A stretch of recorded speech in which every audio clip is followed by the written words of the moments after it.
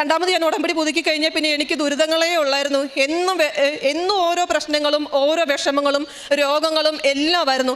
അപ്പോൾ ലാസ്റ്റ് നമ്മുടെ ഈസ്റ്ററിൻ്റെ അന്ന് എൻ്റെ ഭർത്താവ് രാവിലെ കൂട്ടുകാരും കൂടി അങ്ങ് പോയപ്പോഴത്തേക്ക് ഞാൻ ഈ പിള്ളേരോട് പറഞ്ഞു, അച്ചാച്ചിക്ക് എന്തോ ഒരു അപകടം വരാൻ പോവുക, എന്നാന്ന് അറിയത്തില്ല, എന്തോ ഒന്ന് സംഭവിക്കുമെന്ന് പറഞ്ഞു. എന്നിട്ട് ഉച്ചയായപ്പോഴത്തേക്ക് ഭർത്താവ് കയറി വന്നു. എന്നിട്ട് കിടന്ന് ഉറങ്ങുക. എന്നിട്ട് ഈ കൊച്ചിനെ ഒന്ന് എൻ്റെ വീട്ടിൽ കൊണ്ടുപോകണമായിരുന്നു. അന്ന് വൈകിട്ട് ആ കൊച്ചിന് പോകണം.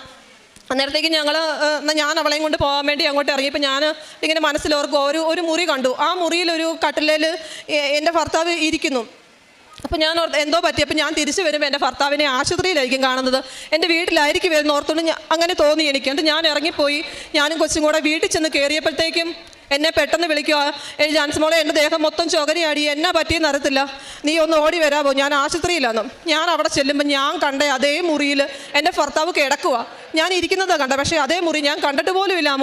ആ മുറി കിടക്കുക. പിന്നെ അവർ പറഞ്ഞു ബോധമില്ലായിരുന്നു, എന്നാ പറ്റിയെന്ന്. കുറേ നേരം വീട്ടിൽ കിടന്നു, ഒത്തിരി ചുകര പോയി.